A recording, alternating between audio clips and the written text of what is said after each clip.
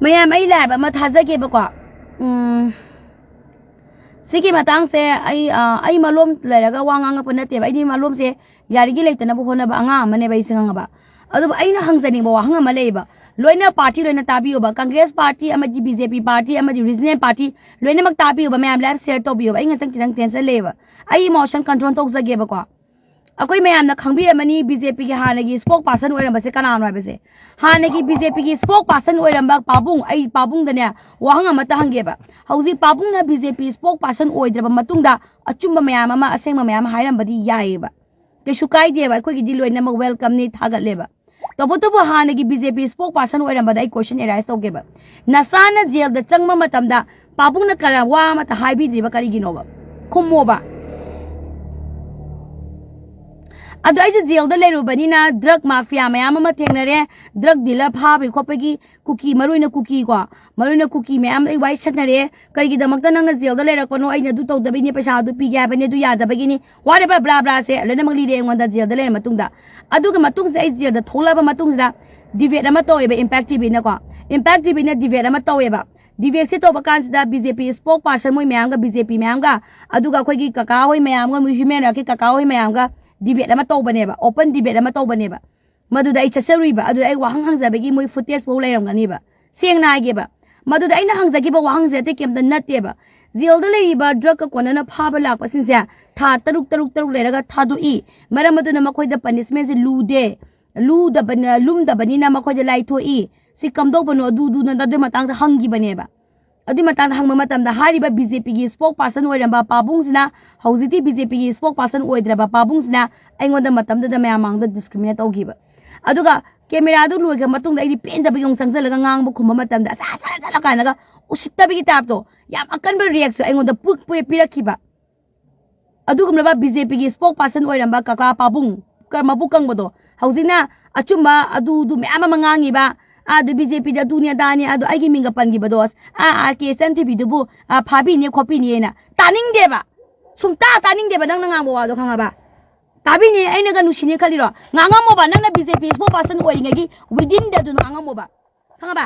BJP ओइरिंगाइदा BJP की असोइबा तौबा मतमदा नंगना बीजेपी ओइरिंगाइदा ngangbदो मदुबु कवेबा असेंग वलुचिंगबा आइना कांग्रेस की मंत्री अमो ओइरोबा कांग्रेस पालें खलजिबा सरकार से कांग्रेस ना सोरक मतमदा कांग्रेस की मंत्री ओइरगसु मदुगी अगेंस्ट वा ngang मंगमगदबनेबा अदुगुमलबा मंत्री मणिपुरदा कना यावगेबा खंगाबा कना यावगेबा कका पाबुंग बिजोय पाबुंग अदुम आई मिंग पाले वारो बिनोबको आई नसाना वा आई पेंदेबा नसांग असे पाव पेंदेबा इम्पैक्ट टीवी की डिबेट कंपटीशन दे पाबुंग न तौरखिबा नखुनु नसारो चा एंगाम उसित्तबी की तौरखिबदो नसाव नसानी केम तोबदी ngamjadeko अदु फै के सुकाइदेबा पाबुंग अदु आइना हाबदी ngasi पाबुंग ना बीजेपी स्पोक पर्सन ओइद्रबा मतुंगदा आइगी मिंगा पल्लगा खर भाइरेल चखिबने आंगांग मचा दजु जेल तंबिरेना अदु पाबुंग ना बीजेपी ओइरिंगाइदा हाइबिबा काइतोगेबदो पाबुंग ना बीजेपी स्पोक पर्सन ओइरिंगाइदा मदुगी सेंटेंस तो हाइबिओबा हाइबिगदबनेबा अदुदि नते नत थौना नरिंग जेंदि लेत्रे बीजेपी स्पोक पर्सन ओइद्रबा मतुंगदा अचुम्बा सारगने nganakpa nusiba saga ngangakpa dunia taning de baina aigi ming pan biganoba ko aigi ming pan bigano pabung bijoy aigi ming supan pan biganoba thaine gi bidoni go aidi hausi to uyeba ko ado aigi ming pan biganoba natik like ba nangi natik like ba aigi ming pan bagi pabung bijoy na khaba aina jela chama matam da pabung nang BJP spok person mani matam da ngangoba na sabu thamoi se nang nusibi oitadi nang ngangoba do maina khangaba BJP spokesperson ओइरिंगाइदना अदु ममता ngang BJP spokesperson ओइद्र मतुंदा ngang पदे नसाना नवा लौदेबा खंगाबा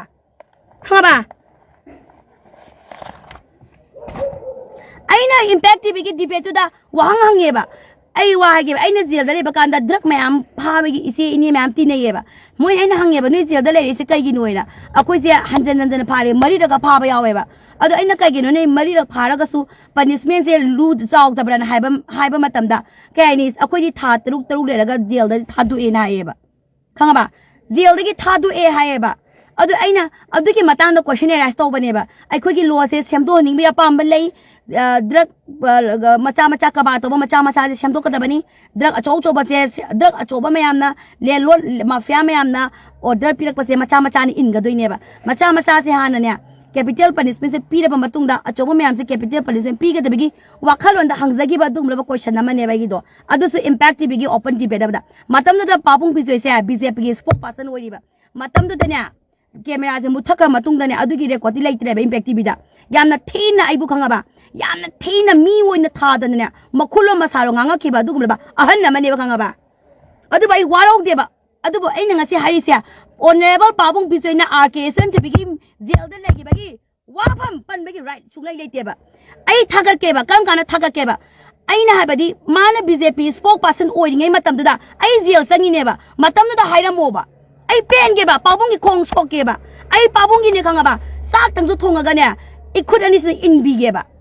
adu di nate ba BJP spokesperson oidra ba matung da nangi nungai na da ba le mai khang de ba adu matam da nganga ki ba wa ne ba du ne taning de ba pabung kanga ba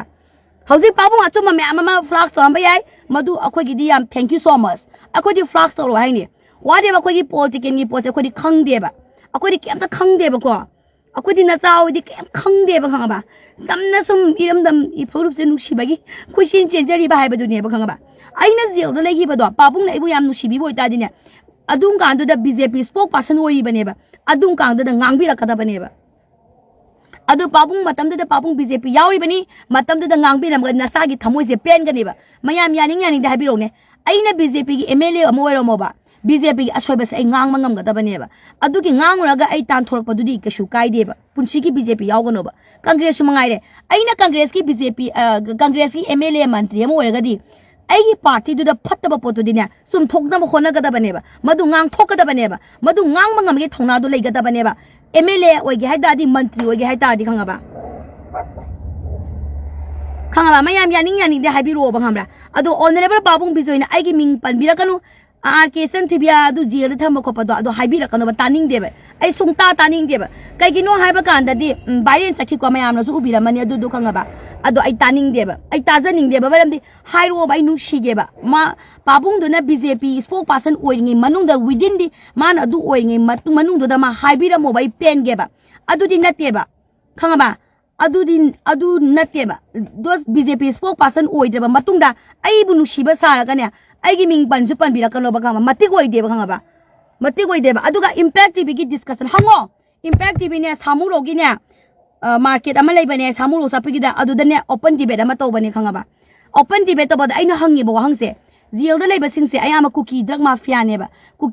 cookie se myam la e ba ai nang ka gi jail da leire na han mu wai liza ba ne ba ngonda amana lak adu karoni pi ge adu na tu togi ya da ba gi pha ba lai ni do ba nang kya mu lai se manga tru lai ni ba ya mo ge naf ki kwa lak pa pha ri adu nang ka gi no pha jail changa ga nang thabak se dum toi se ka gi no hange ba tha truk leira ga mo se tha du e ha ba chat le ha ba ana ma khoi gi wakhan do yam lai ba drug puraga phaba se tha taruk leiraga thadu e habigi mentality ama le hui masi kamdo nanda ki sarkasna semdok pa yaga ta ki natraga new law ama amend to gadre habigi wakalonda hangjagi ba wahang amane ba to bodo madu gi wahang du dania ai bu yamna kan discriminate obigi impact bigi adu gi muthakha ba matunda camera na khanga ba sumaina ga to yam usita ba do yam teina honorable pawung bijoina ne ama phana aso wasang be spokesperson wen be social activist wer mai khangde to bodo pabung ai nang pabung respect sung tok de waro bi gano ba maram de pabung matam de pabung nang na ahal ma waina na sai ngod urkhi ba do kai gi sawom thoke ba ai na BJP gi matang da drug ki matang da hangu ba gi da makta pabung na ingod urkhi ba do pabung na ingod urkhi ba khanga ba babung na ingod urkhi ba reaction do ado ai na respect tok de ba respect ahal ma na angang ma da kari react to gari haba khanga da bane ba aduna angang ene pabung de respect sung tok de ba khanga ba sung tok de hairam ge ba maram di impact bi da hang bi ba open debate to ki bane ba ko samu rozi market ama lei bane ba adu matam du da ne aina camera mu thalaga ai changja ga ai makhong ta na changja ga hangi bane ba khanga ba adu yam ti usit ba yam ti ai se ke hani tumit kang dong na ne ai siga to ga tumit kang dong na ti to ki bane ba ai sak thong na ge ki je si matang da fight to ba tumit kang dong na ne khanga ba sak to ai to ki bane ba adu su BJP gi sai ban na te ba BJP gi ruling party BJP sida sem to pa yagadra tha taruk khakta punishment pi ba sidi lum de makhoi da akan ba punishment pi gi matang da to gi ba pone ba masih semdok pa yaga driver ni si phasaba wang amane bai na angi do ai experience matungna anga amana hangai posla respect lai ki deba pabung pizoi do khanga ba aduga camera mu thalaba matungda ai jamna makola masalo nganga ki ba du ma hanne ba no mata ai ma kanano khangde kai lam du khangde ba aduga isan thebi a angang du isan thebi du bu jen da 1000 da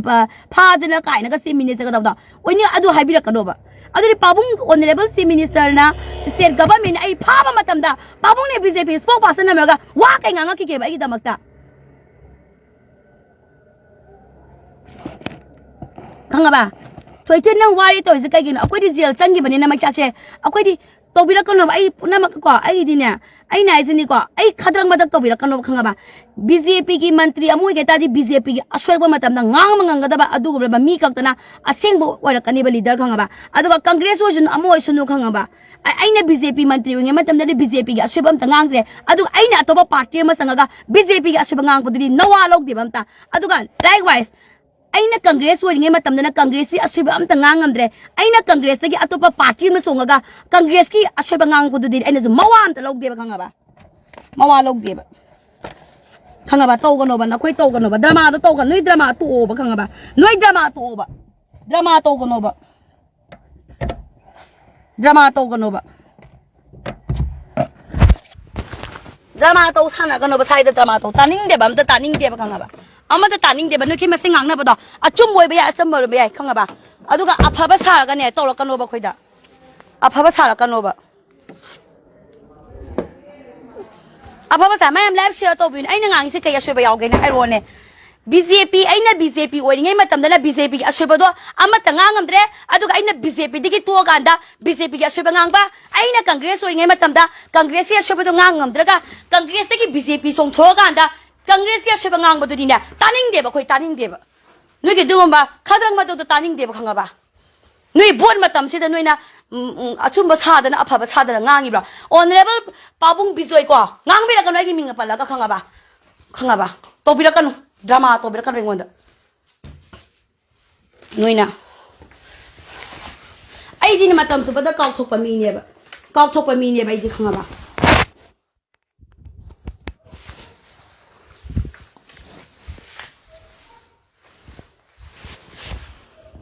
noi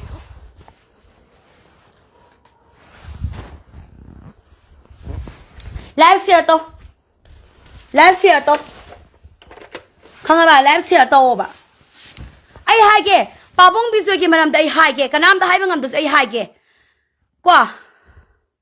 aina ziel sangma matam da ne honorable pabong bizoi se BJP gi spokesperson wege BJP yaw bane matam da ma ai gi da mak ta ne wa ke ngangak te maram di ma BJP yaw bani na aduga BJP to khakan da ne ai gi maram da ne isan thebi bu ziel da thamba du ta ha ba do na khoi yaning braba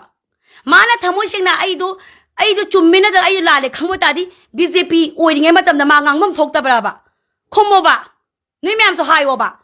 aduga matung da ne impact TV da ne ai yang war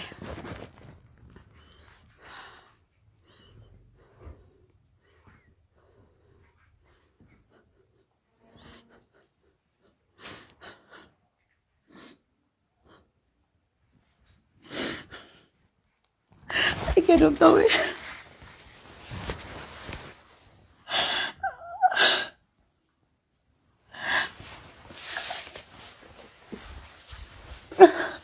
Babu ah, izin kita tak ke?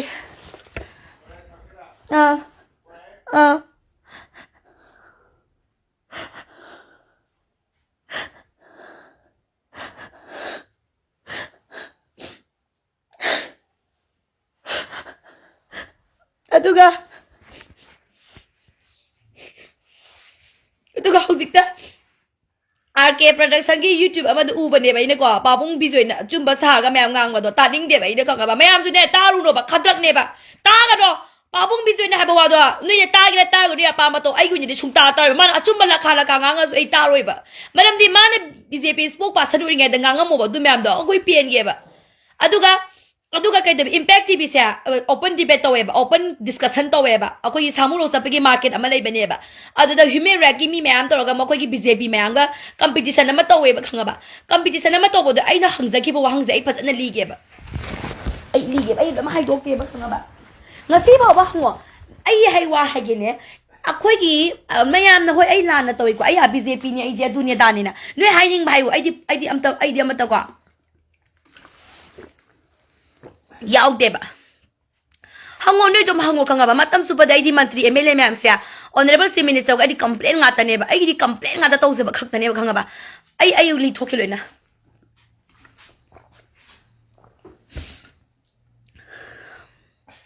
ꯈꯪꯉꯕ ꯄꯥꯕꯨꯡ ꯕꯤꯖꯣꯏꯗꯣ ꯈꯪꯕꯤꯕ ꯅꯠꯇ꯭ꯔꯣ BJPꯒꯤ ꯁ꯭ꯄꯣꯛ ꯄꯥꯔꯁꯟꯗꯣ ꯃꯌꯥꯝ ꯋꯥꯏꯁꯦ ꯂꯤꯒꯦꯕ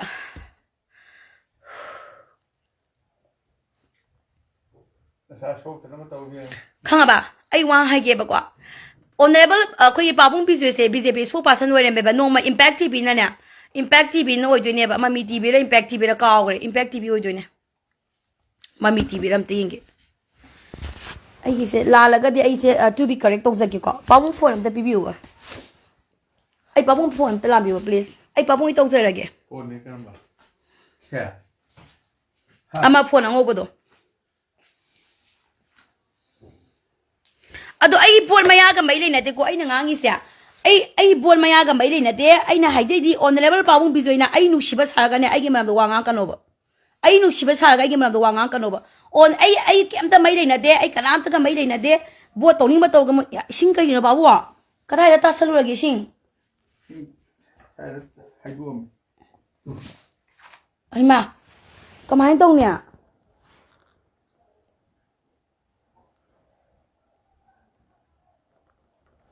ꯀꯃꯥꯏꯅ ꯇꯧꯅꯤ ꯏꯁꯤꯡ ꯆꯪꯈꯔꯦ अरे सिर थम्जिरो नङा सारा ꯇꯜꯂꯤꯉꯣꯏꯗꯤ ꯌꯥꯝꯅ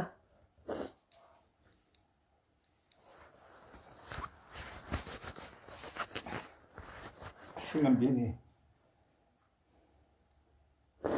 이심 정해 바구랑 폰 언더 비로 유튜브 암데 영한 게 아이디 까남데 게 마일이 나대바 아두 또버도 아이기 밍판 비라고 봐 사또 사 야우데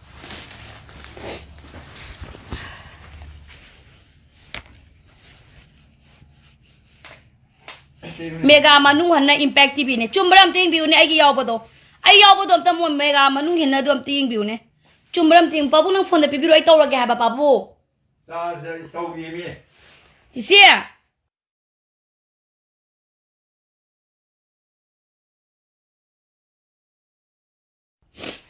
on bigo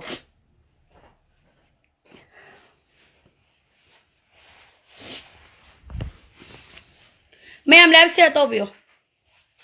ꯑꯩꯗꯤ ꯀꯦꯝꯇꯒ ꯃꯩ ꯂꯩꯅꯗꯦꯕ ꯑꯗꯨꯕꯨ ꯑꯩꯅ ꯑꯩꯒꯤ ꯃꯤꯡ ꯄꯟꯕꯤꯔꯛꯀꯅꯣꯕ ꯑꯩ ꯂꯣꯏ ꯂꯤꯖꯒꯦ ꯁꯤ ꯐꯣꯟꯗ ꯄꯤꯕꯤꯌꯨꯕ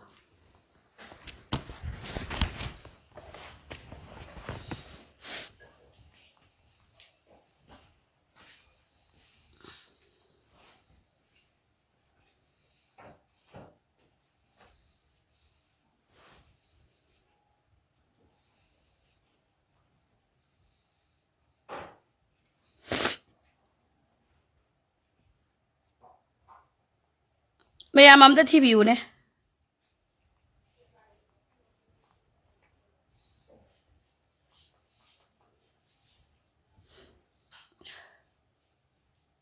येंगोबा कना याव येंगुने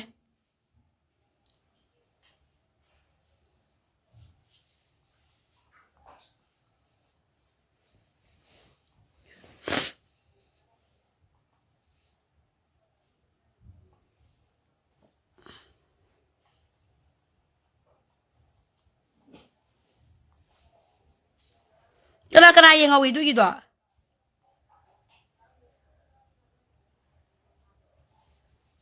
कना येंगोवी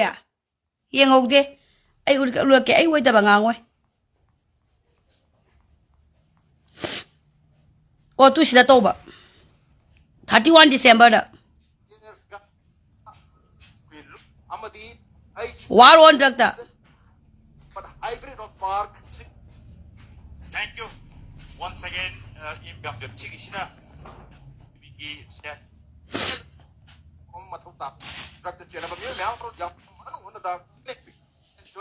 and also joining us BJP Madhya Pradesh ki spokesperson Oja Sogbam Nongpong Anthony Oja Nongpong Amsutar Nokcheri over to Tamasar. Thank you Rash eduka maruida ꯂꯩꯕ ꯄꯔꯁꯟ ꯃꯔꯤꯅ ꯃꯥꯏ ꯄꯥꯛꯅ ꯆꯠꯅꯤꯡꯒꯗꯕ ꯂꯝꯕꯤꯁꯤꯡꯗ ꯍꯥꯏꯕꯁꯤꯗ ꯁꯔꯨꯛ ꯌꯥꯕꯤꯅꯕ ꯗꯤꯕꯦꯠꯁꯤꯒꯤ ꯉꯁꯤꯒꯤ ꯇꯣꯄꯤꯛꯁ ꯍꯥꯏꯗꯕ ꯃꯌꯥꯝꯁꯤꯡꯗꯨꯒꯤ ꯂꯣꯏꯅꯅ ꯑꯦꯗꯚꯣꯀꯦꯠꯅꯤ ꯃꯅꯤꯄꯨꯔꯗꯤ ꯁꯤ ꯑꯥꯔ ꯋꯤ ꯋꯤꯅꯤꯡ ꯑꯩꯈꯣꯏ ꯃꯥꯏ ꯄꯥꯛꯅ ꯆꯠꯆꯈꯤꯕ꯭ꯔꯥ ꯍꯥꯏꯕꯁꯤꯗ ꯍꯣꯏ ꯆꯪꯁꯜꯂꯤ ꯅꯠꯇ꯭ꯔꯒ war on drugs se are we winning aido argument ꯔꯤꯚꯔꯠ ꯇꯧꯅꯤꯡꯕ ꯁꯔꯨꯛ ꯁꯥꯡꯕ ꯌꯥꯏ ꯍꯤꯁꯇ꯭ꯔꯤꯗ ꯑꯩꯈꯣꯏꯅ 100 years war ꯀꯥꯏꯅ ꯇꯥꯏ to song tham bi zoi ꯑꯃ ꯂꯣꯏꯅꯃꯛ ꯇꯧꯔꯦ ꯍꯥꯏꯔꯒꯁꯨ ꯂꯩꯅ war on drugs ꯍꯦꯛꯇꯔꯦ ꯋꯥꯔꯜ internationally sida ai yaw bane ba ꯃꯔꯛꯁꯤꯗ ꯑꯣꯖꯥ ꯁꯥꯝꯆꯔꯅ ꯊꯝꯕꯤꯈꯤꯕ ꯋꯥꯐꯝꯗ ꯉꯁꯤꯒꯤ ꯃꯆꯥ ꯐꯥꯕꯒꯤꯗꯤ ꯈꯕꯔꯗ ꯌꯥꯎꯔꯛꯇꯕꯒꯤ ꯋꯥꯅꯦꯕ ꯈꯕꯔ ꯏꯁ ꯗ ꯗꯦꯠ ꯁꯦꯟꯇꯦꯟꯁꯇꯨꯗꯤ ꯌꯥꯝꯅ ꯈꯔ ꯅꯥꯟꯊꯣꯛꯈ꯭ꯔꯁꯨ ꯌꯥꯏ aina wahang amaga ma moina phajana khum gare ba ꯇꯧꯗꯕꯗꯒꯤ ꯀꯝꯃꯤꯠꯀꯤ ꯃꯇꯥꯡꯁꯦ ꯑꯣꯅꯔ ꯂꯧꯒꯅꯤ ꯃꯌꯥꯝ ꯑꯃꯁꯨ ꯇꯧꯅꯔꯤ ꯆꯥꯎꯕꯅ ꯈꯔ ꯍꯥꯏꯕ ꯑꯦꯄꯣꯂꯣꯖꯤ ꯇꯧꯕꯅ ꯑꯗꯨꯅ ꯍꯥꯏꯕ ꯀꯥꯟꯗ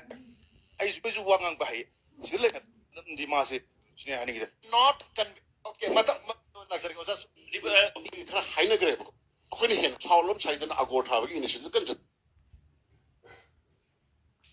not koida ꯀꯨꯝꯁꯤ ꯆꯍꯤꯁꯤꯒꯤ ꯑꯔꯣꯏꯕ ꯃꯅꯨꯡ ꯍꯟꯗꯛꯀꯤ ꯊꯧꯔꯝ ꯌꯥꯝꯅ ꯄꯨꯛꯅꯤꯡ ꯍꯥꯏꯔꯤꯕ ꯋꯥꯔ ꯑꯣꯟ ꯗ꯭ꯔꯒꯁꯤꯕꯨ ꯃꯈꯥ ꯇꯥꯅ ꯆꯪꯁꯤꯟꯕ ꯃꯇꯝꯗ ꯑꯃꯨꯛꯀ ꯍꯦꯟꯅ ai urke mayam yengo judgment ꯑꯣꯏꯇꯥꯔꯒꯗꯤ this is one of the landmark cases therefore ꯒꯤꯗꯃꯛꯇ ꯅꯈꯣꯏꯁꯨ ꯖꯣꯀꯤ ꯀꯦꯁꯇ ꯑꯗꯨꯝ ꯄꯜꯂꯒ ꯂꯩꯔꯤꯕꯅꯣ ꯍꯥꯏꯕ sigi sida ne ai hange ba wahang ama kwa okay ꯑꯗꯨꯅ ꯇꯣꯉꯥꯟꯕ ꯋꯥꯐꯝ ꯑꯁꯤꯗ ꯀꯔꯤꯒꯤꯗꯃꯛꯇ ꯑꯄꯤꯜ ꯆꯠꯇ꯭ꯔꯤꯅꯣꯗꯣ ꯑꯩ ꯍꯪꯖꯈ꯭ꯔꯦ ꯃꯁꯤ ꯔꯤꯄꯤꯠ ꯇꯧꯕꯤꯔꯨꯅꯨ ꯃꯤꯉꯣꯟꯗꯁꯨ ꯑꯩꯈꯣꯏꯅ ꯑꯔꯣꯏꯕꯁꯤꯗ ꯑꯩ ꯂꯥꯁ ꯁꯦꯟꯇꯦꯟꯁ ꯍꯥꯏꯖ ꯁꯤꯒꯤ ꯑꯩ ꯂꯥꯁ ꯑꯣꯏꯖꯔꯒꯦ ꯑꯩ ꯑꯝꯇ ꯍꯜꯂꯒꯦ ꯂꯥꯁ ꯃꯌꯥꯝꯅꯅꯦ ꯃꯌꯥꯝ ꯂꯩꯕꯁꯤꯡꯁꯤ ꯗ꯭ꯔꯒ ꯃꯦꯅꯥꯁꯤꯗ ꯑꯩꯈꯣꯏ ꯁꯄꯣꯔꯠ ꯇꯧꯒꯗꯧꯅ ꯀꯩꯅꯣꯝ ꯆꯠꯂꯦ ꯍꯥꯏꯕ ꯃꯌꯥꯝ ꯄꯨꯟꯅ ꯁꯨꯝ ꯇꯧꯕ ꯀꯥꯟꯗ sigi sida ne khanga ba ai du kai dawe hai no amata tabi ho ba ngai ko ba si ai nu chari sia ꯁꯤꯗ ꯂꯩꯕꯁꯤꯗ ꯀꯩꯅꯣ ꯍꯪꯕꯤꯕ ꯃꯅꯤ ꯇ꯭ꯔꯦꯜꯒꯤ ꯀꯣꯏꯁꯟꯁꯦ ꯃꯁꯤ ꯄꯔꯁꯦꯞꯁꯟꯁꯦ ꯑꯛꯂꯦꯕ ꯐꯥꯕ ꯑꯩꯈꯣই ꯁꯤꯖꯤꯟꯅꯔꯒ ꯑꯗꯤꯛꯄ ꯀꯦꯃꯦꯔꯥ ꯃꯈꯥ ꯇꯥꯅ ꯌꯦꯁ ꯁ꯭ꯄꯦꯁꯦꯜ ꯑꯣꯏꯅ ꯄꯤꯖꯕꯅꯤ ꯑꯗꯨꯕꯨ ꯃꯈꯥ ꯇꯥꯅ ꯑꯩꯈꯣꯏ ꯗꯤꯁꯀꯁꯟꯁꯤ ꯑꯣꯄꯟ ꯇꯧꯖꯒꯦ ꯕꯠ ꯑꯣꯄꯟ ꯇꯧꯗ꯭ꯔꯤꯉꯩꯁꯤꯗ ꯑꯩꯈꯣꯏꯒꯤ ꯑꯣꯗꯤꯌꯟꯁ ꯃꯔꯛꯇꯒꯤ ꯑꯩꯈꯣꯏ ꯀꯣꯏꯁꯟ ꯍꯪꯕꯤꯅꯤꯡꯕ ꯌꯥꯎꯕ ꯃꯥꯜꯂꯦ ꯀꯣꯏꯁꯟ ꯑꯃ ꯂꯧꯅ ऑडियंस मरक्तगी हाना लेखबनी कैमरा ꯑꯗꯨꯒ ꯀꯣꯏꯁꯟꯁꯤ ꯉꯁꯤꯒꯤ ꯗꯤꯁꯀꯁꯟꯁꯤꯗ ꯀꯣꯟꯇ꯭ꯔꯤꯕ꯭ꯌꯨꯠ ꯇꯧꯕ ꯌꯥꯕ ꯀꯣꯏꯁꯟ ꯍꯪꯕꯤꯌꯨ ꯑꯗꯨꯒ ꯌꯥꯝꯅ ꯄꯔꯁꯅꯦꯜ ꯑꯣꯏꯕ ꯑꯦꯇꯦꯛ ꯍꯥꯏꯒꯗꯥꯔꯦ ꯃꯗꯨꯝꯕ ꯇꯧꯕꯤꯗꯅꯕ ꯑꯩꯈꯣꯏ ꯑꯣꯗꯤꯌꯟꯁꯁꯤꯡꯗꯁꯨ ꯔꯤꯀ꯭ꯋꯦꯁ ꯇꯧꯖꯒꯦ and thank you very much for coming to the discussion. ahama makta agi sakming topic kudong sa To si je. agi ming RK san thubi uraba aina ba di ko sida aina wahang ama hangjagi ba khanga ba wahang ama hangjagi ba si ai gi jail gi experience de ba ko ai hangi ko ai oi da ba ngang oi ba aina hangi ba matam du da aina hangi ba wahang se tabi ro ba ko gi tha jail gi drug myam da lak pa mi sing se tha taruk ko akhoi leiraga ko gi jail je tha du ki ba gi mami bu ba pange ba ina aina suma ai khangjaba potu ne baina haije ido ai manung huna khangdraga so adui matung sida moina kaino se ko ba khum se pira matung da loina gare ba adu kaka papung honorable bizoi sina aina sangjalaga pen da bagi aina ngasai hangi ba wahang do papung moina yamna ahanina miss aidi lana uhan bigre ba ije kanga ba lana uhan biga matung da aina sangjalaga hangma matam da makola masaro se ari bi manan kana no asatu nan khama kan daga yamna theina yamna engoda react tawrakiba adugum ahanna maneba ai adu tawe haina ai hojikta malom thamaga ai saurok pan natte ba mayam ko understand topiyo ba aina nongaiti sidi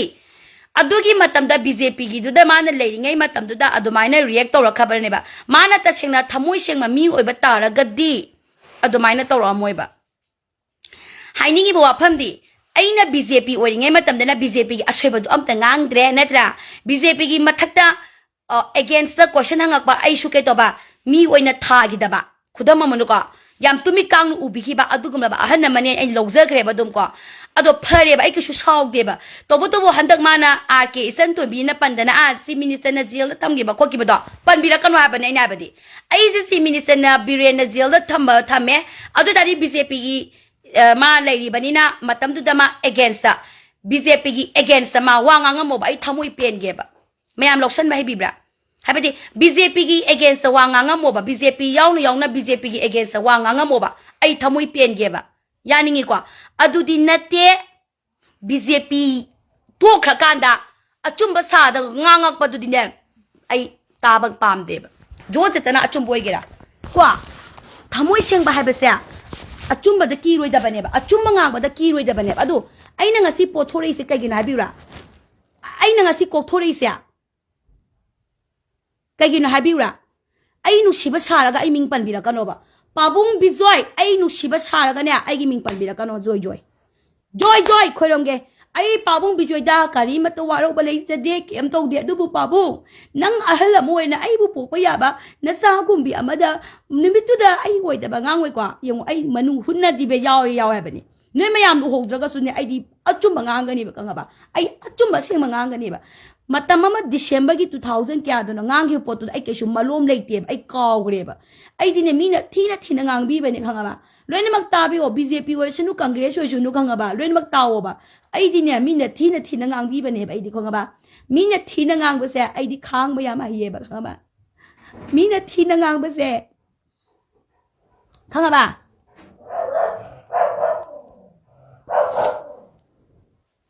drama sanabagi wana te ba kwa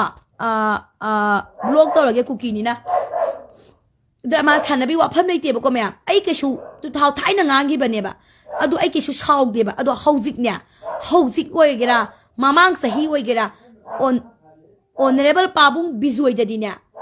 ai gi maram da ne aphaba saga wam da ngang bi ra kano ba ai gi maram da ne aphaba saraga ne ai gi maram da wam ta ngang bi ra kano ba se ai request so jage ba to bodu pabung je ai nam ikai khum na rang ga ne ba karam ka da pabung na BJP leiri ngai matam da BJP yauri ngai matam da ne nganga ko ta da ne ai pabung bu ne ikai khum na ulam ge ba khanga ba pabung bu ikai khum na ulam ge ba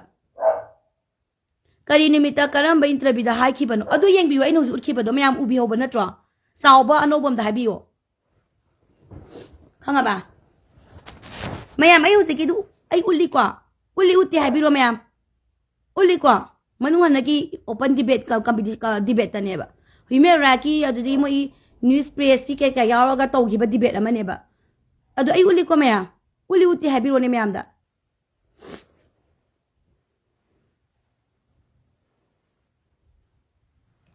adana ai gi wonya di kwa congress ki oiringai matamda congress uli tu bizya saikhom na re ko uli ai je mayam nu ubi hore ko si mayam ubi hore mayam yeng bi oba ai ke shuwaro de ba pabung bizoi dai waro ba pulob am da tham gi dire ba matam ne na khale ke ba o ai je angang adu bo ai ni ishole ye ba thamoi ai na khale ba pabung nang na ngase ngod ai na khali ko pabung bizoi tabi o nang na nimitu da camera off to ga matung da ai nangi nanak ta sang ai ko nui mana pau sanga ki bane changai changak te khumbiu do mayam da si ai wa phung na bangam ni shuki ki de adu matam da mana ai bi ba kai nang kana ro ga sik ma ko ka khallaga pura ai se tumi kang dong na ti to re ba adu ai ithanda waro ga la e ba adu ai na khan gi kang ba mayam tabiu o pabung asi ai na nang ipa gum bala ba ahlamana angang amana hangai ba wahang ma bu miss answer da mislead to raga pibi khre pa khu mayam da mayam angi yeng ma matam da di mislead to ki ba do mislead to hon gi ba do moi na ai se la na mo ko gi support ta wangang ba ta han gre ba seng na ai sini ai na ai ki shukai de ai achumba le ha zum khale ba achumba le aduga pabung nang nang asi ai bu tumi kang ama dong na khulu na saro na khatu ga torei ba do pabu nang ninga moi ko hae be ai sima khae ba ai thana khale ba o pabung bizoi nang ninga moi ko nang achumara loina khang bani nang adu nang BJP ki tori ba nang achumara loina khangaga ga BJP hunba sunata ba jail da leri ba drug la lon ba mayam sigi asoi ba ngangu ba aibu nang na tumi kang dong na tawbi rakhiba do no mata na no mati nang na thamoi do nang ne ninga makta bu oyu haba sa ai gi thamoi na son ki ba adubu ichan thoibi di ne aseng magi ai nanga sit ai ni ai gi mit gi pi ta ba di ko lem da khak mang da ba ni kang ba ai gi seng la ba mi seng la ba thamoi amabu tumi kang amagum na urakhiba pabu keshu ai na sanan pabung da sauning ba lai ki te nimit tu da ko ba adu ai khanja ke pabung nang na pokpa ya ba na sa ama da nang tumit kang amagum na ubira khiba do nang nomata nang BJP dagi nang kau tholak pa matam da ne nataga nang retire salak pa matam da ne nang ninga mawai ko haibsa ai shingi bane khanga ba nimi tu da wa lo re sida an ain kau khre ai kem sau da du bu aina hainingi di kwa ai bu nu shiba sala ga mi changchanga kano ba uji khanga ba hauzik mi sang sang ha ba na te kana no khangde ma ka lam du ne khang do only bijoi khakta ne khangi je BJP ya na ge BJP ya ba bijoi lo re sida ina ma khang ba aduga matam du da man ai bu thamoi senga di ko maya ai bu thamoi sena nu shibi ba tara ga di BJP yauna ma ai gi tamak ta ngangam mo ba ai gi tamak ta ma fight to bira mo ba ai gi tamak ta haira mo ba khanga ba mayam ya ning dai ro biz aina ne BJP oire ba ai je BJP oire ga di aina hainingi na aina main point di aina BJP oire ga su BJP amana phatta ba thabak tora ba sa BJP oina ngang wa hai ba ne ba ina ai se aina jel da sak ba do ngangam mo ba mana BJP oi ne matam du aina BJP je aina jel da chang ba do BJP oire ba ma ngangam mo ba I pen ge ba adu di natte ba aina jel dagi thokla phawba da tumi kang dong na ai bu tweet to bi gere aduga hojik na BJP spokesperson o BJP di kau thola ga achumba saraga ai gi damak ta nganga kanu ha bari si kyam kai ge ai ngonda dina nungsu nusidana nusiba su sabi ganu ai bu suppose ta moi singna tawdraga na tawsu tawdana tawwe su haibira kanu ai gi dina ai gi di mi lising hurama me ampun di soro dina thamoi seng mane mi manga tara pun jage ha ba dungna ba angang ne ba kanga bai de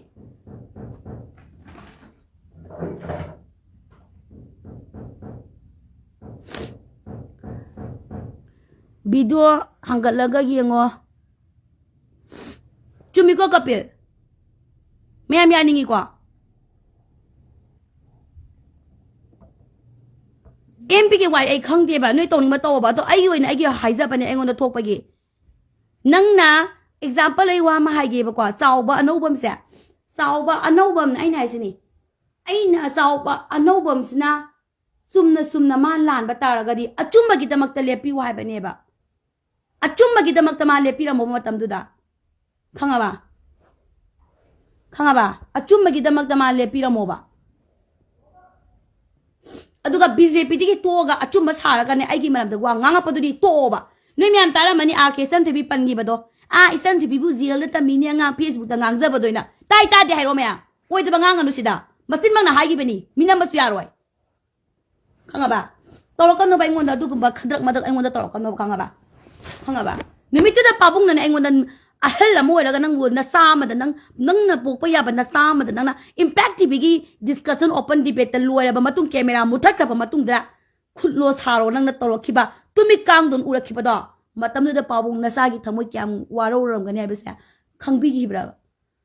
papu ga ne ba khanga ba matam da ai thamoi kai gi ba ne ba adu bai ke shu saw de ba ai sakti lai jade ai di pangal kem da lai jade ai na hangi ba du di BJP saka lai ri bani sigumba drug ki tori ba phar ba sa capital punishment pi na ba gi damak ta nauna new law amendment semi bane khangde ama thambiu hai ja ba khakta ne ba central idea di khanga ba tahawi ai jungo aruna nawre ma tahawi hai ba do to bira kano honorable pabung bijoy ai gi maram da nang wa ma sem ta ngang ba roi ba achum ba sa ga wa am ta ngang kano ba ngang ni ma ta ga ri isan nasa pabung bu waro ganu ko hai ba wahi hai ro mo ai pabung na hai ba do ai lemak ta ga di ba mem hai bi go pabung bijoy da pabung bijoy na ai ngon da isan isa ibema papa na to gi ba do nang saw ganu ko hai ba wahi tang hai di ba ba ai pabung na ngang ba do taning de ai gi ma apha ba ju ngang kano ba khanga ba adu na mayam pang tha ganu mayam pang ganu ai sini me pura khadrak madra ngata ne achumba seng mam ta lai de tarang marang ngata ni khanga ba samane ne se ai na congress ki mantri oi ma matam da congress si asoi ba to ba matam da mangang ga da ba ne ba adu di natte congress yaw ma ga BJP yawre adu ga BJP yaw matam da congress tu gi asoi ba ngang ba samane BJP yaw ba da na BJP asoi bam ta ngang mangam de mi thi bong mi tam ban to na le ra ni adu ga BJP yaw ra kan da BJP gi asoi ba mayam da puthorak pa ne ba adu noi ne tori se praja ai se noi ne ai se sana ni mun sana pa ne ba kwa mayam ai na isini noi ni bikap tho noi mi kap tho taning de bam da ai zela thamba do ai thami ba mi du ka ne ai dum khana jage adum launa jage no kanamta khangaba aina jail da tamama tamdane ai gi damakta kanana wabi gi kana ai gi damakta ai jail da lekan ai asapu kana thinbira khigeba khummo ba loina ma aduga aina waring ngai miwi ba habase waring ngai matamda mating pangbira pato madu asengba mating neba waring ngai matamda na sangbidre waring ngai matamda na lawbidre khongbidre aduga awaba loira kana thola kanda adu ne dane habadu ne taning de baidi chungta taning de ba kanamda ngaba adu ai jail da leibase ai kashu malum leite ba huji ai kem leitre ai kesu leitre kem nei zadre ba yoina ai yunya lei zadre ai thanna dum on fight dum tawjagare ba kwa ado pabung bizoi kwa ngangbira kana ba gi maramda ngangning mata ga su pabung nang aingon da ne aingon da phone to biro ai laksage ai nadi pabung ko bagi ti oide angang amma oi banin ai laksage thengna si mafam amada aduga pabung nang ne pabung bizoi chong tham haibra kai haibano chong tham ba chong hai khangde icha waro ganu ko haibase hayo ba ngonda sorry de haira kanu ahalamani respect tamge adu waro ganu ko haibase wai je hairo ba isan thobi se na sa isan thobi se ngakpi ba yam haiba ai gi past ki history se kauk thok pa tammi ba kauk thok pa yam haiba khangaba adu gumla ba na sa ke san thobi lai bak taw BJP sarkar su taw congress sarkar su taw khangaba a ke san thobi mo khangaba manipur da ne manipur si da ne khangaba phandai pange transaction history utpane kana yauge phandai sida phandai to bada kana transaction history noi utpat noi thengnei khommo noi khangaba everything khangaba thamoi sengna ngamkai da mateng pangaga su thamoi sengna pangjaba phandai to loga su thamoi sengna tawjaba pot ama yolaga su ne thamoi sengna yonjaba mini khangaba ai huram ai angang ngai den ai asweba myam ama leramgani kwa zum thok sage ai asweba se matam su bada zum thok sage ai mi ngon da disturb to roge ai mi ngon da sol roge tane mang tharaga laksab anga amane bai je khangaba aduna pabung bizoi pabung na ne ngon da ne waro ga nuko habana hairo ai pabung na everything achum mangang bodo ai pabung gi damak tai lep ke ba pabung gi damak tai lep ke ba khangaba na thona le ha ge ba adudi natte nangna BJP wori ngai matam da nasai bu tumi kang ugi ba aduga nangna BJP wori ngai matam da nasai ne jail changi matam da wa ma phawa ngang bangam da ba mi thi bong mi taman hai gani ba aduga hausi tana BJP to kan daga pe pa nga kono taning de kang ba chung ta taning de ne tong thok chong hai kanam da pa bong BJP da wa ngang bangam da so ai na ngang isini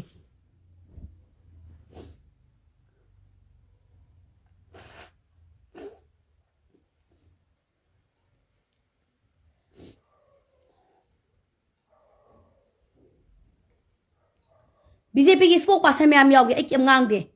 ai ga mai lena da banina adui warok de ba adu ai warok de pabung nang na sungwa warok de to bodo ba pabung nang achumba saga simban na khui tere ga ne ai gi ming pala kano ba tukachai oge ore ba nangum ba han na man lai ai ne ai oye ba khanga ba ai gi ming pala kano ai gi ming pan ba gi nang natik oi de khanga ba ai sira ga sunya nang sanga pa mathau sa de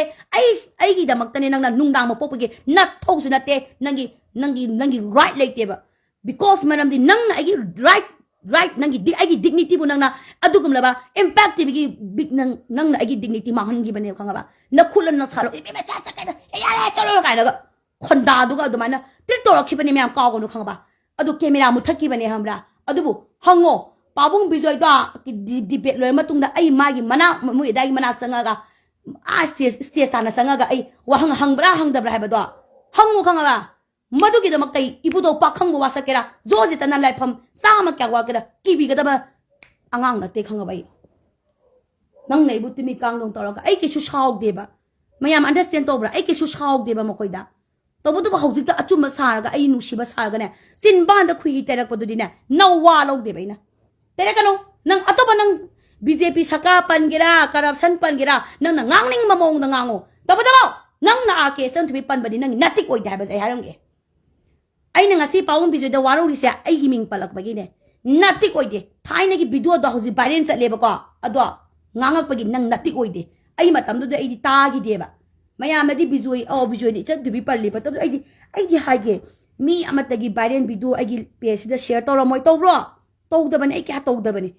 cookie gi page ai comment drop to bai theng ro ai gi di to bom to ba lap to ba ai gi to bom to bai thok to ba pangcha ta sa ba ne ba ai di khanga ba ai na ngasi thabak ta ba sa pa madam ai na hauraga na haure haudraga na irom dom pangcha ta sa ba a ke ne ba isan thoi bi ne bai je khanga ba ꯈꯪꯉꯕ ꯑꯩꯉꯣꯟꯗ ꯍꯪꯉꯣ ꯉꯁꯤ ꯑꯩꯅ MLA ꯃꯗꯦ ꯀꯅꯥ ꯂꯩꯗꯥꯏꯅꯦ ꯀꯩ ꯀꯩ ꯌꯥꯝ ꯂꯩꯗꯥꯏꯅꯦ ꯁꯤꯡꯖꯃꯩꯗꯤ ꯀꯩ ꯀꯩ ꯈꯔ ꯌꯥꯝ ꯂꯩꯕꯅꯤ ꯄꯣꯂꯤꯇꯤꯀꯦꯜꯒ ꯄꯨꯜꯂꯤ ꯄꯣꯂꯤꯇꯤꯀꯦꯜ ꯄꯨꯜꯂꯤꯅ ꯄꯨꯟꯗ꯭ꯔꯗꯤ ꯀꯩꯅꯣ ꯑꯩꯈꯣꯏꯒꯤ ꯁꯒꯣꯜꯕꯟ MLA RK ꯑꯃꯨꯛ ꯕꯣꯠ ꯀꯥꯕꯤ ꯏꯃꯨ ꯍꯥꯏꯕ ꯂꯣꯀꯦꯜꯅ ꯀꯥꯝ ꯂꯣꯀꯦꯜ ꯄꯨꯟꯅꯤ ꯗꯗꯥ ꯃꯣꯃꯣꯅ ꯄꯥꯝ ꯗꯗꯥ ꯃꯣꯃꯣ ꯄꯨꯟꯅꯤ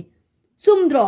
BJP सरकारना पाई BJP की से मिनिस्टर का BJP के मंत्री का पावर अदु हंगोबा मंत्री MLA दना इसन थुबी सनाम हो सानबने लुपा मनी गिब्रा हंगोबा से हंगोबा खंगबा हंगोबा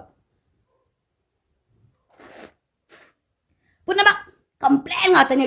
कंप्लेन सी तो बियु अदु तो बियु अदा तो बियु अदो आतने ए जिंगा सी फाव खंगबा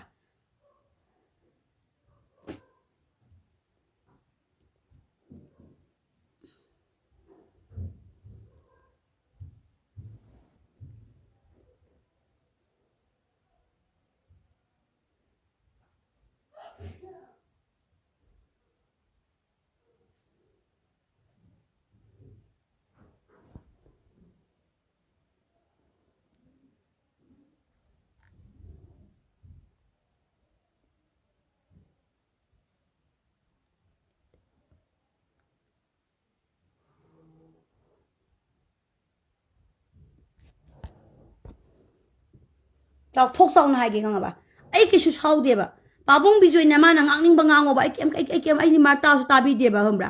आई गे मलेबा वास आइना थाजबा कागे मी आई अनिर हंसन ओनगा ओनजनगा दबा नतेबा तोबुतुबु माना गी मिंग पलकबदो मत्ति कोइदेबा मागुमबा पाप सेलबा मचिन्दो मागुमलबा खुही तैबा पाप सेल मने खलेबा मागुमबा पाप न थलबा मी अमगी मचिन्दने आइबु नुशिबा सागनबको आइबु नुशिबा सागा इसन थुबि पलकनबा ना नति कोइदे नति सोंगोइ ओइदे नोई को मना की मिंग पलगा नुशिबा साकनो नाती ओइदे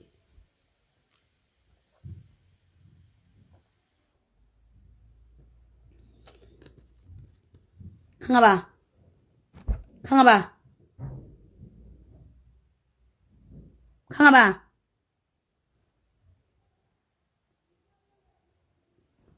खंगाबा मयाम से कमेंट ड्रॉप तोरो खंगाबा थीना ngangi एना करी मान आइबु नुशिबा साब नुशिबा तसेना आई लांदे और मान हाइसे पिखब अंगा फेसबुक ता ngangjabadu जेल दा थमे काइनगा जेल दा थमे काइनगा अदो आइना बदि मान BJP ओरिङे मतम दा मान ngangbiraba कइदोगेबा दो माइना सुबि सुमदे अदुगुम मरिन्दी यावदना BJP तोख काना nganगकपदुदि मवा लौदेबा आई अवाबा खांगबा लोइग्रेबा अदुगा थोला मतुंगदने खंगाबा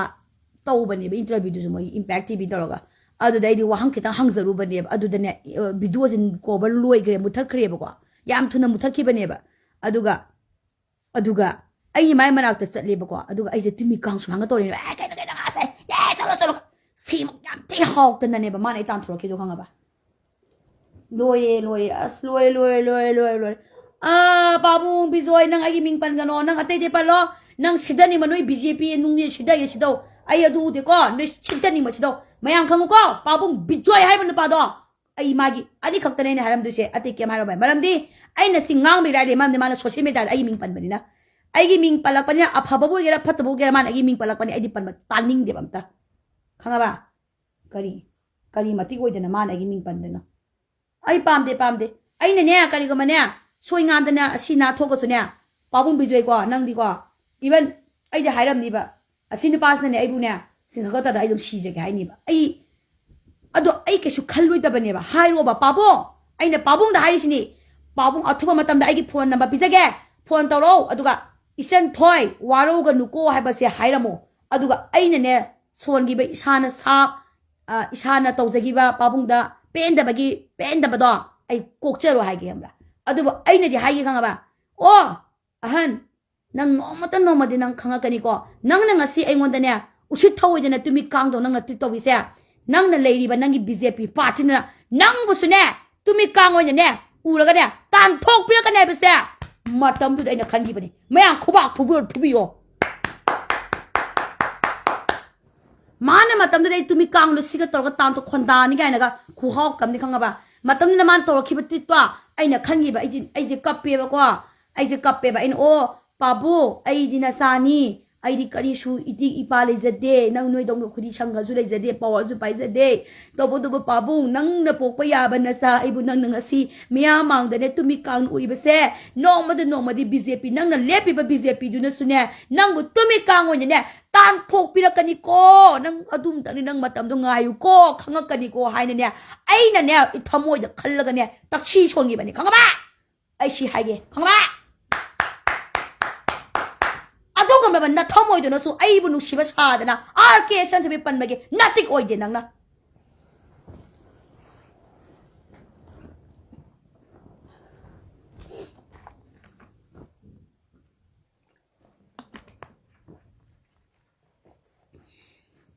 나틱 오이데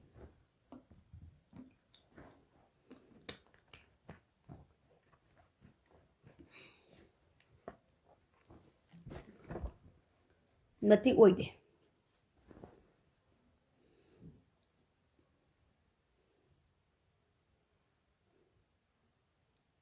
아이디 아이원이 좀 레가니 강아봐 아이디니 까리곰바 마야나 이 볼레푸 하이 아이 볼 레밍데 따생나 하기고 ai taseng di bot le pagi itik suai jade paisa su pai jade huran si thiba ai toba ngamoi ba ai sungam ngamoi ba ai na bot le papa matam da ne ai huran ba si thije ai toba ngamoi ba ai corruption toba ngamoi ai taseng ngamoi ba ko ai taseng ngamoi ba adu du na ai matik sa de ba ai manipur dai bot le pa se ai matik sa de maram di ai huran si thi ne ai toba sungam ngamoi ba ai tamoi na khanga ba ai yam tra aduna ai na karigamba bot le papa matam da ai su soi su dana ai party or yauba party tan thorakani aduga ai mantri ama ai kem su phangoi ai kem phangoi bai isana khangjai ba khangaba ai bot e pasu pamjade ai itik sa jade ai ni itik sa de kari gi maram gi na haibira ai huran sin thi base kani mingonda khadak madak toba mingonda nusi da nusi ba saba tat pa nga ki khoiram bado ai haido mande ba ai hairoi ba ai chu ai hairoi ba dung bado aduna ai matik sa de ba aduna ai bot su lemning de angang me ai bolepu me am haibi kwa ai tasine bolem ning de hamra akoi paisa su leizade misang su leizade sanga su kem leizade khangaba to bodo ai amang ai ama leiye ba ai thamoi de leiba wa du dine ai phongdok kani ba consequence nga ai phongdok kani ba yojite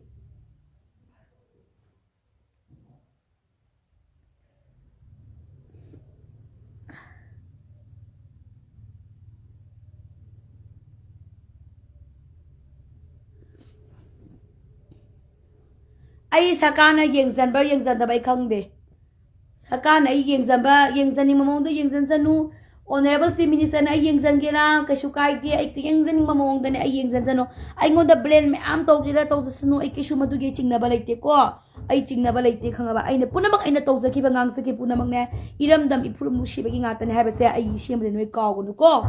ai kem siamde noi kawgonu khangaba ai tension lai khadeba tukat saba ai minga palaga sik arui biga tukat o gi dawan o re bi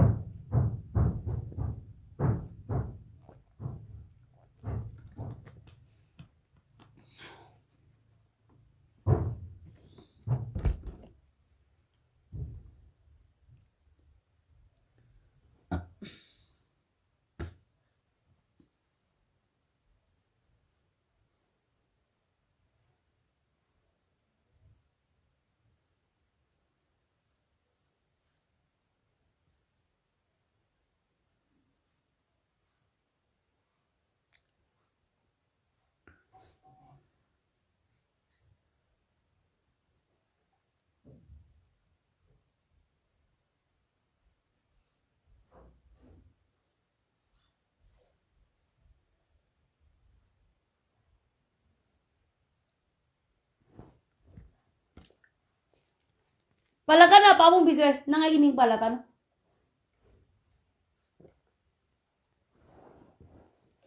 ai nahangay taru diba cheng nahagi ari ba video ne ba adu ba taru diba nahangay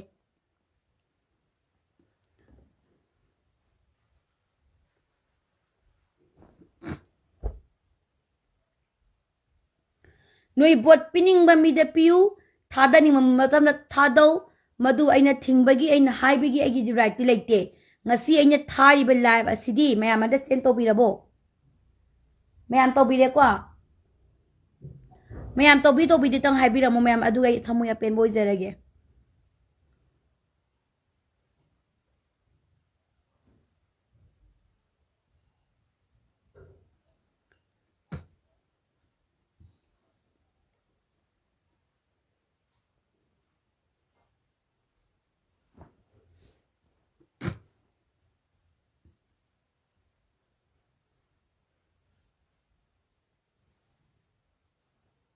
Ming palak pagi ne ba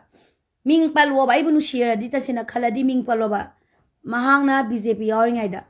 aduga mahangna BJP yawring aida aina wang hangi bada phajana miyoi ba ma witri to piro ba adu matana tawaki de BJP yaw bana ma do aduga hojita BJP yaw draga ibnu shiba sarga ming pal badudi mati oide ba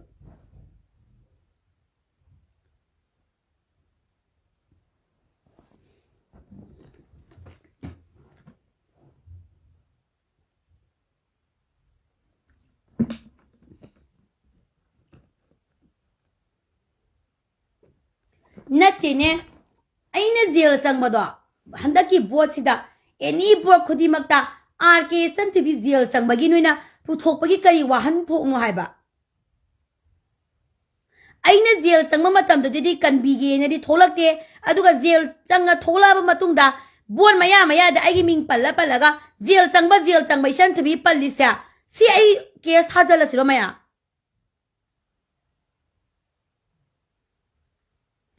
Ay zil sang badu kana nungay do no haba ay zil manung da society ge tawine zil manung da ay samra society ge na khala ine ba khalon se ko nga ba adu ay kaw na ba ama ay amna honare ay am ka ay phare ba ko ay kesu loi gre kesu ka khre kem nei tre ba tobu ay na haining ina buat maya da isan de bi zil tham zamba na puthore se kari agent anu ai kari iranu habane ba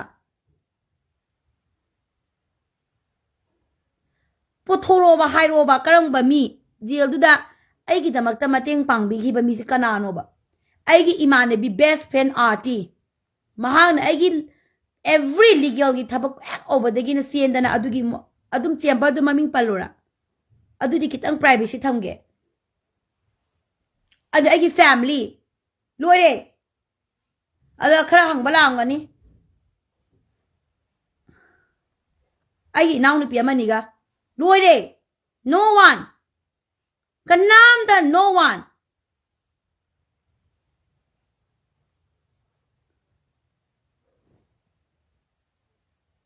Miya mana waring ay matab dadi mating bangi khandraga. Adu ko mawar ba mi du na hansan na putuga ngangi du kari wa hantok lagi ba.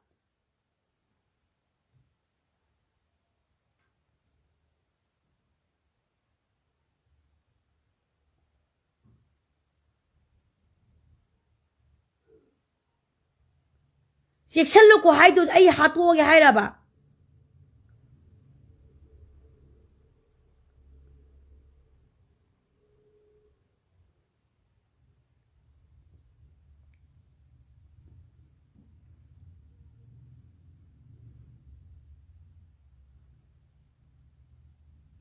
hango ngasi pau ba M2 oigera UCM oigera saglang khongsat oigera June 18 oigera Bibisna mihar oigera ILP oigera matam gi putorak pa agenda da isen thubina kamaina microphone da ne pairaga lawge base hango loina ma hango over organization da lady ba student organization da lady ba singsa RK isen thubina publicity law ba matam da pupu ibo bi si minister matam da isen thubina ne kamdong na kari mobilization sakhi kari publicity sakhe je hango Isan thebina publicity lawa police gari shoi de dum tanara pini labu kaya da hangoi chongra bani nala kaya da ne for center force ne samje par ga ne thana ne nala da ne aise namgra bani khanga ba ai sim haige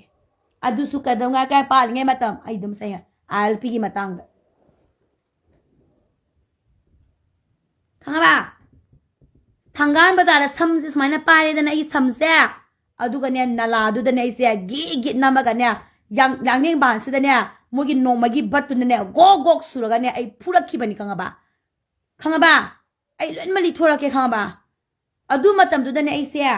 ꯍꯪꯉꯣꯏ ꯆꯣꯡꯉꯨ ꯍꯥꯏꯔꯒꯅꯦ ꯑꯩꯅ ꯁꯤꯗ ꯆꯣꯡꯕꯗꯤ ꯄꯥꯝꯗꯦ ꯏꯀꯥꯏꯖꯩ ILPꯒꯤ ꯏꯔꯥꯡ ꯇꯧꯔꯒ ꯅꯟ ꯃꯅꯤꯄꯨꯔ ꯃꯃꯥꯡꯗ ꯆꯣꯡꯕꯁꯤꯗꯤ ꯑꯩ ꯒꯂꯤ ꯃꯅꯨꯡꯗ ꯆꯣꯡꯒꯦ ꯍꯥꯏꯔꯒꯅꯦ ꯑꯩ ꯒꯂꯤ ꯃꯅꯨꯡꯗꯅꯦ ꯍꯪꯉꯣꯏ ꯆꯣꯡꯒꯦꯅ ꯆꯪꯁꯟꯕꯅꯦ ꯈꯪꯉꯕ ꯃꯇꯝꯗꯨꯗꯅꯦ ꯑꯩꯁꯦ ꯆꯝꯄꯜ ꯅꯥꯝꯃ ꯇꯣꯡꯉꯒ ꯆꯝꯄꯜ ꯅꯥꯝꯃ ꯌꯥꯎꯗꯅ ꯁꯝꯁꯦ ꯏꯐꯥ ꯐꯥꯔꯒꯅꯦ ꯑꯩꯁꯦ ꯈꯨꯌꯥ ꯊꯣꯡꯁꯦ ꯐꯥꯎꯔꯒꯅꯦ ꯑꯦꯝꯁꯨ ꯑꯣꯐꯤꯁꯇꯨꯗꯅꯦ ꯑꯩ ꯆꯪꯁꯜꯂꯒ ꯑꯩ ꯂꯨꯝꯃꯒ ꯑꯩ ꯀꯩꯅꯣ ꯂꯣꯠꯂꯒ ꯂꯩꯕꯅꯦ ꯈꯪꯉꯕ ꯍꯪꯉꯣ ꯂꯣꯏꯅꯃꯛ ꯍꯪꯉꯣ ꯈꯪꯉꯕ ꯀꯌꯥꯃꯨꯛ ꯌꯥꯝꯅꯅꯦ ꯑꯩꯈꯣꯏ ꯁꯝꯁꯦ ꯁꯨꯃꯥꯏꯅ ꯐꯣꯏꯔꯦꯗꯅ ꯅꯥꯂꯥꯗ ꯅꯝꯃꯒꯅꯦ ꯕꯨꯠ ꯃꯣꯏꯒꯤ ꯀꯩꯅꯣꯗꯨꯅꯅꯦ ꯕꯨꯠꯇꯨꯅꯅꯦ ꯅꯪꯒꯟꯁꯤꯗꯅꯦ ꯕꯣ ꯃꯣꯏꯒꯤ ꯕꯨꯠꯇꯨꯅꯅꯦ ꯊꯦꯡꯈꯥꯡꯅꯦ ꯀꯥꯎꯔꯛꯈꯤꯕꯅꯦ ꯑꯩꯈꯣꯏꯁꯦ ꯈꯪꯉꯕ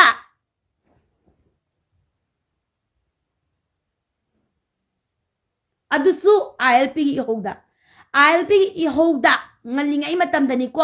ILPꯁꯦ ꯃꯇꯝ ꯑꯃ ꯉꯜꯂꯦ ꯃꯇꯝ ꯑꯃ ꯂꯦꯞꯄꯦ ꯈꯪꯇꯧ ꯇꯧꯔꯛꯄꯗꯣ ꯑꯍꯥꯟꯕꯒꯤ ꯈꯪꯇꯧ ꯇꯧꯔꯛꯄꯁꯦ ꯃꯇꯝꯗꯨꯗ ILPꯒꯤ ꯕꯟꯁꯦ ꯊꯣꯡ ꯂꯣꯟꯗꯦꯕ ꯑꯩꯈꯣꯏꯅ ꯊꯣꯡ ꯊꯤꯡꯉꯣ ꯑꯩꯈꯣꯏꯅ ꯕꯜ ꯂꯥꯎꯔꯦꯕ ILPꯒꯤ ꯕꯜ ꯂꯥꯎꯕ ꯃꯇꯝꯗꯅꯦ ꯀꯅꯥꯃꯠꯇꯅꯅꯦ ꯁꯞꯄꯣꯔꯠ ꯇꯧꯗꯦꯕ ꯃꯇꯝꯗꯨꯗ ꯈꯪꯉꯕ ꯑꯩ ꯍꯥꯏꯖꯅꯔꯣꯏ ꯃꯇꯝꯗꯨꯗꯅꯦ ꯀꯩꯇꯧꯏ ꯍꯥꯏꯔ ꯀꯥꯟꯁꯤꯗ ꯑꯩꯈꯣꯏꯅꯅꯦ ꯊꯤꯡꯕ ꯆꯠꯂꯦꯕꯀꯣ ꯗꯨꯀꯥꯟ ꯕꯖꯥꯔꯒꯤ ꯗꯨꯀꯥꯟ ꯈꯔ ꯑꯗꯨꯗꯅꯦ ꯑꯩꯈꯣꯏꯁꯦ ꯑꯦꯅꯤ ꯑꯦꯖꯤꯇꯦꯇꯔ ꯈꯨꯗꯤꯡꯁꯦ ꯑꯩꯈꯣꯏꯁꯦ without any question without any warrant ꯐꯥꯎ ꯍꯥꯏꯅ ꯑꯣꯔꯗꯔ ꯊꯣꯛꯑꯦꯕ ꯒ꯭ꯌꯥꯟ ꯇꯥꯕ꯭ꯔꯥ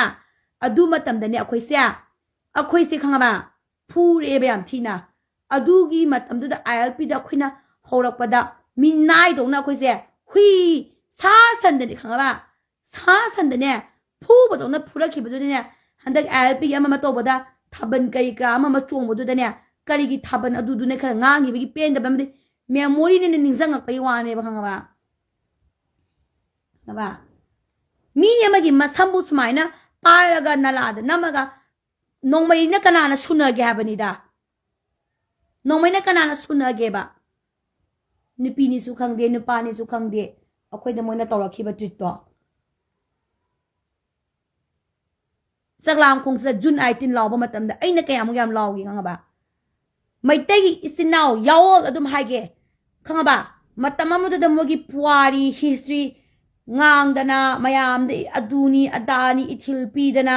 ꯑꯩꯈꯣꯏꯗꯤ ꯇꯁꯦꯡꯅ ꯅꯨꯡꯁꯤꯖꯩꯌꯦꯕ ꯈꯪꯉꯕ ꯅꯨꯡꯁꯤꯖꯩꯌꯦꯕ ꯑꯩꯈꯣꯏꯗꯤ ꯃꯇꯝꯗꯨꯗ ꯌꯥꯝ ꯏꯔꯝꯗꯝꯁꯦ ꯌꯥꯝ ꯅꯨꯡꯁꯤꯖꯩ ꯑꯗꯨꯗꯒꯤ ꯖꯨꯟ 18 ꯑꯗꯒꯤꯗꯤ ꯆꯛꯂꯥꯡꯈꯣꯡꯆ 1965 ꯑꯗꯒꯤ ꯅꯨꯄꯤ ꯂꯥꯟ ꯑꯗꯒꯤꯗꯤ ꯑꯩꯈꯣꯏꯒꯤ ꯍꯤꯖꯝ ꯏꯔꯥꯕꯣꯠ ꯑꯗꯒꯤ ꯑꯔꯥꯝꯕꯝ ꯁꯃꯦꯟꯗ꯭ꯔ ꯑꯩꯈꯣꯏꯒꯤ ꯂꯩꯔꯤꯕ ꯕꯤꯔ ꯇꯤꯀꯦꯟꯗꯖꯤ ꯄꯥꯎꯅꯥ ꯕ꯭ꯔꯖꯕꯥꯁꯤ ꯊꯪꯒꯥꯜ ꯖꯦꯅꯔꯦꯜ ꯑꯗꯒꯤꯗꯤ ꯍꯤꯖꯝ ꯏꯔꯥꯕꯣꯠ ꯑꯗꯒꯤ ꯑꯩꯈꯣꯏꯒꯤ ꯊꯧꯅꯥ ꯐꯕ ꯃꯤꯇꯩꯒꯤ ꯃꯌꯥꯝꯁꯦ ꯑꯩꯈꯣꯏꯗꯤ ꯌꯥꯝ ꯉꯥꯎꯖꯔꯛꯄ ꯑꯉꯥꯡꯅꯦꯕ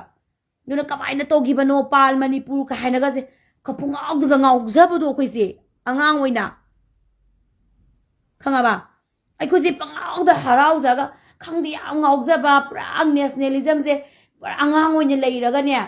ꯈꯪꯗꯦ ꯑꯩꯈꯣꯏꯅ ꯃꯇꯝꯗꯨꯗ ꯇꯧꯔꯛꯈꯤꯕꯗꯨꯗꯤ ꯈꯪꯕ꯭ꯔꯥ ꯍꯧꯖꯤꯛꯁꯨ ꯑꯗꯨꯝ ꯂꯩꯔꯤꯁꯤꯅꯦꯕ ꯁꯤꯗꯤ ꯍꯣꯡꯕ ꯌꯥꯔꯣꯏꯕ ꯃꯇꯝꯗꯨꯗ ꯑꯔꯣꯏꯕꯤꯅꯦꯕ ꯑꯩꯈꯣꯏꯅ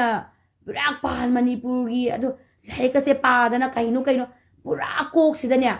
ꯃꯣꯏꯅ ꯇꯧꯔꯛꯈꯤꯕ ꯃꯣꯏꯅ ꯑꯗꯨ ꯇꯧꯕꯤꯈꯤꯕ ꯑꯐꯠꯇꯕꯁꯨ ꯃꯌꯥꯝ ꯂꯩꯀꯣ ꯑꯐꯠꯇꯕꯗꯣ ꯉꯥꯡꯉꯤꯗꯨꯅꯤ ꯉꯥꯡꯗ꯭ꯔꯣ ꯑꯐꯕꯁꯨ ꯃꯌꯥꯝ ꯂꯩꯌꯦꯕ ꯑꯩꯒꯤꯗꯤ ꯑꯐꯕ ꯈꯛꯇ ꯂꯧꯁꯟꯕ ꯐꯠꯇꯕꯗꯣ ꯂꯧꯊꯣꯛꯄ ꯃꯤꯅꯦꯕ ꯑꯩꯁꯦ ꯈꯪꯉꯕ ꯑꯗꯨꯝ ꯉꯥꯎꯖꯔꯛꯈꯤꯕ ꯃꯤꯅꯦꯕ ꯑꯩꯁꯦ ꯃꯇꯝ ꯑꯃꯗ ꯈꯪꯉꯕ ꯁꯤ ꯑꯩꯒꯤ ꯏꯔꯥꯜꯂꯕ ꯍꯤꯖꯝ ꯏꯔꯥꯕꯣꯠ ꯑꯔꯥꯝꯕꯝ ꯁꯃꯦꯟꯗ꯭ꯔ ꯃꯈꯣꯏꯒꯤ ꯏꯊꯤꯜ ꯃꯈꯣꯏꯒꯤ ꯄꯥꯎꯅꯥ ꯕ꯭ꯔꯖꯕꯥꯁꯤ ꯕꯤꯔ ꯇꯤꯀꯦꯟ ꯊꯪꯒꯥꯜ ꯖꯦꯅꯔꯦꯜ ꯑꯗꯩ ꯆꯛꯂꯥꯡꯈꯣꯡꯆꯠ ꯅꯨꯡꯁꯤꯖꯩ ꯉꯁꯤ ꯐꯥꯎꯕ ꯖꯨꯟ 18 ꯀꯩꯗꯧꯕꯩ ꯅꯨꯡꯁꯤꯔꯣꯏꯗꯣꯏꯅꯣ ꯑꯩ UCM ꯗꯤ ꯌꯥꯎꯗꯦ ꯖꯨꯟ 18 ꯁꯤꯗꯅꯦ ꯑꯩꯅꯅꯦ ꯑꯩ ꯄꯕ꯭ꯂꯤꯁꯤꯇꯤ ꯆꯠꯆꯒꯦꯅꯅꯦ ꯆꯠꯂꯨꯏꯅꯦ ꯑꯣꯐꯤꯁꯇ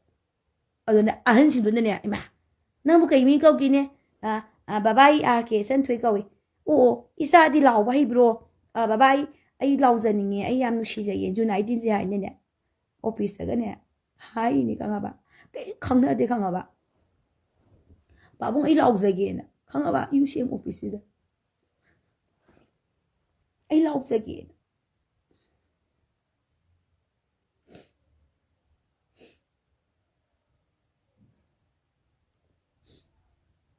ꯑꯦꯝꯁꯨ ꯑꯣꯐꯤꯁꯁꯦ ꯑꯩꯈꯣꯏ ꯃꯃꯥꯅꯅꯦ ꯁꯥꯏꯀꯜ ꯊꯧꯔꯦ ꯑꯗꯨꯒ ꯑꯩꯈꯣꯏ ꯄꯥꯕꯨꯡꯅ ꯑꯩꯈꯣꯏ ꯃꯃꯥꯅ ꯊꯧꯔꯒ ꯑꯩꯅ ꯃꯅꯤꯡ ꯇꯣꯡꯉꯒ ꯀꯣꯏꯊꯤ ꯊꯤꯖꯔꯤꯅꯤ ꯈꯪꯉꯕ ꯑꯩꯈꯣꯏ ꯄꯥꯕꯨꯡꯅ ꯑꯉꯥꯡ ꯑꯣꯏꯔꯤꯉꯩꯗ ꯑꯩꯈꯣꯏ ꯄꯥꯕꯨꯡꯒꯤ ꯁꯥꯏꯀꯜ ꯃꯅꯤꯡꯗ ꯇꯣꯡꯉꯒ ꯆꯠꯂꯤꯅꯦꯕ ꯑꯩꯗꯣ ꯈꯪꯗꯦ ꯑꯗꯨꯃꯥꯏꯅ ꯇꯧꯔꯛꯈꯤꯕ ꯑꯉꯥꯡꯅꯤꯀꯣ ꯑꯩꯁꯦ ꯌꯥꯝꯅꯁꯨ ꯐꯠꯇꯦ ꯌꯥꯝꯅꯁꯨ ꯐꯔꯛꯏ ꯌꯥꯝꯅꯁꯨ ꯉꯥꯎꯁꯤꯟꯅꯔꯛꯏ ꯌꯥꯝꯅꯁꯨ ꯅꯤꯡꯉꯥꯏ ꯌꯥꯝ ꯀꯜꯂꯛꯏ ꯈꯪꯉꯕ ꯑꯗꯨꯒ ꯑꯩꯈꯣꯏ ꯏꯄꯥ ꯏꯄꯨꯒꯤ ꯂꯤꯛꯂꯝ ꯅꯨꯡꯁꯤꯕ ꯏꯆꯦꯜ ꯑꯩ ꯖꯒꯣꯏ ꯇꯝꯕ ꯍꯥꯏꯕꯅꯤ ꯑꯩ ꯖꯒꯣꯏ ꯇꯝꯃꯛꯄ ꯃꯤ ꯅꯠꯇꯦ ꯇꯧꯕꯇꯕꯨ ꯏꯅꯥꯠ ꯄꯥꯝꯖꯕꯅꯤ ꯑꯩ ꯖꯒꯣꯏ ꯑꯗꯨꯝ ꯊꯦꯛꯆꯩ ꯑꯩꯒꯤ ꯉꯝꯖꯕꯤ ꯂꯦꯕꯦꯟꯗ ꯈꯪꯉꯕ ꯄꯨꯌꯥ ꯑꯩꯈꯣꯏꯒꯤ ꯄꯨꯌꯥ ꯄꯥꯖꯩ ꯑꯍꯜ ꯂꯃꯟꯗ ꯄꯨꯌꯥ ꯇꯧꯕ ꯃꯇꯝꯗ ꯇꯥꯗꯣꯏꯅꯤ ꯀꯔꯤ ꯍꯥꯏꯕ ꯍꯥꯏꯅ ꯑꯗꯒꯤ ꯂꯥꯏꯔꯣꯜ ꯇꯤꯁꯣꯟ ꯈꯪꯖꯩ ꯁꯨꯃꯥꯏꯅ ꯇꯧꯔꯛꯈꯤꯕ ꯑꯩꯈꯣꯏꯕꯨ ꯀꯃꯥꯏꯅ ꯊꯤꯡꯕ ꯉꯝꯗꯣꯏꯅꯣ ꯍꯥꯏꯕꯅꯤꯗ ꯁꯤ ꯈꯪꯉꯨꯕꯒꯤꯗꯃꯛꯇ ꯑꯩꯈꯣꯏꯕꯨ ꯀ꯭ꯔꯥꯏꯝꯂꯕ ꯑꯩꯈꯣꯏ ꯑꯟꯗ꯭ꯔꯒꯥꯎꯂꯕ ꯇꯧꯅꯣꯕ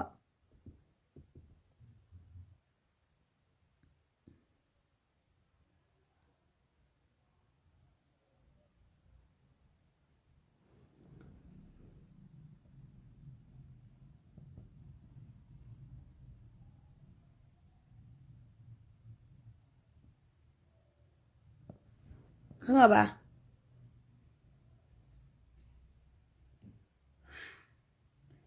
ꯑꯩ ꯍꯧꯖꯤꯛꯀꯣ ꯑꯩ ꯀꯅꯥꯝꯇ ꯑꯩ ꯅꯨꯡꯁꯤꯗꯦꯀꯣ ꯑꯩ ꯈꯪꯉꯦ ꯑꯩꯕꯨ ꯅꯨꯡꯁꯤꯕꯤꯕ ꯂꯩꯇꯦ ꯍꯥꯏꯕ ꯈꯪꯉꯦ ꯄꯨꯝꯅꯃꯛ ꯅꯝꯊꯥꯛꯅꯦ ꯑꯩꯒꯤ ꯅꯨꯡꯁꯤꯕ ꯑꯩꯒꯤ ꯕꯣꯏꯐ꯭ꯔꯦꯟ ꯂꯩꯇꯦ ꯑꯩꯒꯤ ꯂꯥꯏꯐ ꯄꯥꯔꯠꯅꯔ ꯂꯩꯇꯦ ꯑꯩꯒꯤ ꯊꯃꯣꯏ ꯈꯪꯕꯤꯕ ꯂꯩꯇꯦꯕ ꯈꯪꯕ꯭ꯔꯥ ꯍꯧꯖꯤꯛ ꯀꯔꯝꯕ ꯒꯨꯗ ꯃꯣꯔꯅꯤꯡ ꯍꯥꯏꯕꯤꯅꯕ ꯂꯩꯇꯦ ꯒꯨꯗ ꯅꯥꯏꯠ ꯍꯥꯏꯕꯤꯅꯕ ꯂꯩꯇꯦ ꯆꯥꯛ ꯆꯥꯔꯕ꯭ꯔꯥ ꯍꯪꯕꯤꯅꯕ ꯂꯩꯇꯦ ꯀꯅꯥꯝ ꯂꯩꯇꯦꯕ ꯑꯩꯗꯤ ꯑꯗꯨꯝ ꯁꯪꯁꯥꯔ ꯑꯃꯗ ꯑꯗꯨꯝ ꯄꯪꯂꯩꯗ ꯂꯩꯖꯔꯒ ꯈꯔ ꯉꯥꯡꯖꯔꯒ ꯈꯔ ꯅꯣꯛꯑꯒ ꯈꯣꯠꯂꯒ ꯏꯃꯥꯟꯅꯕꯤ ꯈꯔ ꯇꯤꯟꯅꯔꯒ ꯑꯩꯒꯤ ꯄꯩꯁꯥ ꯈꯔ ꯇꯥꯅꯕ ꯇꯧꯔꯒ ꯂꯩꯖꯕ ꯑꯉꯥꯡ ꯑꯃꯅꯦ ꯍꯥꯏꯕ ꯑꯩꯁꯦ ꯈꯪꯕ꯭ꯔꯥ